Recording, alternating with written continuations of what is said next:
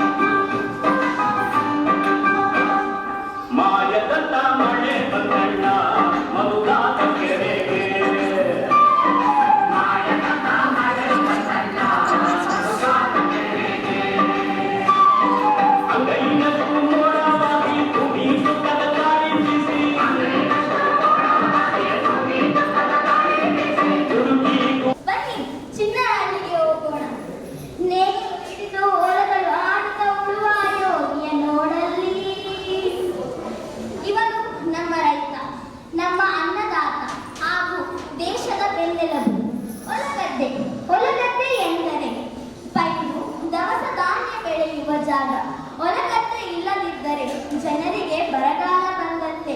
ಆದರೆ ಈಗಿನ ಪರಿಸ್ಥಿತಿಯಲ್ಲಿ ಹೊಲಗದ್ದೆಗಳು ಕಣ್ಮರೆಯಾಗಿವೆ.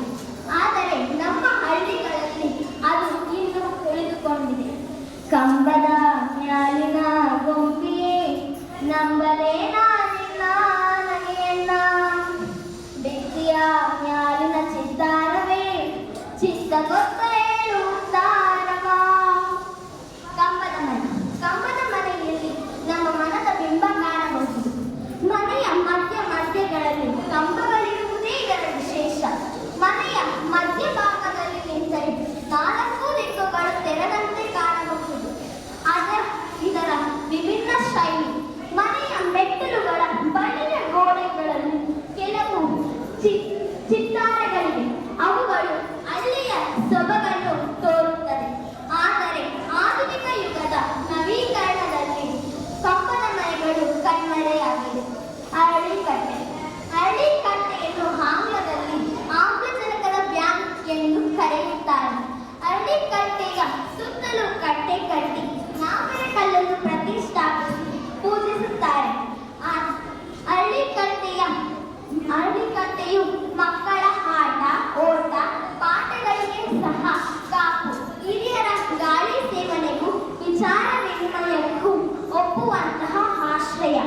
ಅರಳಿಕಟ್ಟೆಯ ಬೀದಿ ಮಾತು ಕಾಡು ಹರಟೆ ಕಿಟಲೆ ಕೋಟಲೆಗಳಿಗೂ ಒಪ್ಪು ತಾಯಿ ಮಾತೃ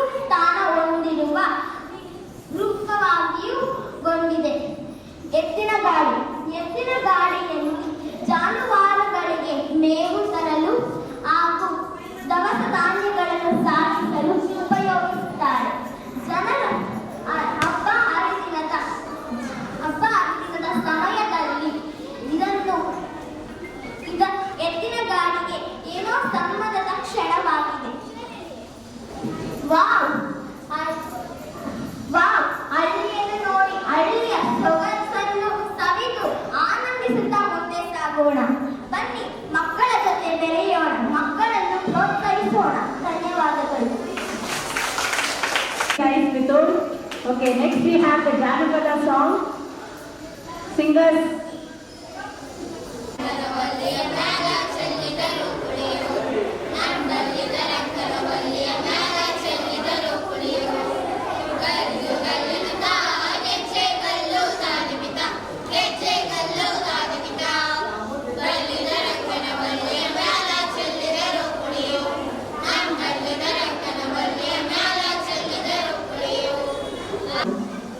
I really appreciate the management of Sunrise Public School, Mr. Mahesh sir and the Dhanlakshmi ma'am, because they have already welcomed us and they have given the chance to involve with you in the Chinnara Sante program, and I really appreciate all the students who have participated in this thing, because in the well disciplined the students, the small kids also there, they are well disciplined maintaining this thing, and I appreciate the performance, the high school students ಒಂದು ನೃತ್ಯದ ಮೂಲಕ ಅವರ ಪ್ರದರ್ಶನವನ್ನು given. Really was a very appreciate and a very wonderful program, and I appreciate the Mr. Master Kumar Mithun who has given a very speech about the village. ಒಂದು ಹಳ್ಳಿ ವಾತಾವರಣ ಹೇಗಿರುತ್ತೆ ಅನ್ನೋದನ್ನ ಆ ಮಗು ತೋರಿಸ್ಕೊಟ್ಟಿದೆ. I really heartily appreciate the student Mr. Master Mithun.